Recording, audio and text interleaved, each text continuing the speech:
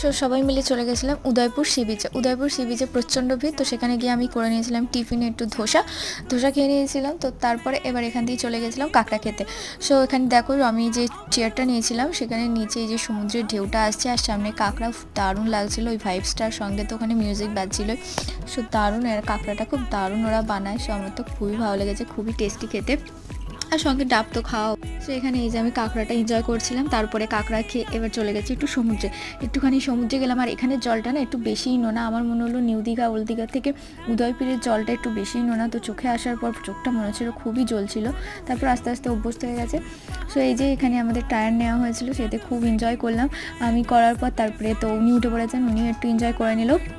তারপরে এখান থেকে বেরোনোর সময় একটু ডাব খেয়ে নিয়ে, ডাব খেলাম দুজনে দুটো ডাব খেয়ে এবার বেরিয়ে গেলাম আমরা আমাদের হোটেলের দিকে। হোটেলে এসে একটু সুইমিং পুলে সবাই মিলে নেমে পড়লাম, দিয়ে তারপরে চলে যাবো রুমে। সেটা কেমন লাগলো জানি।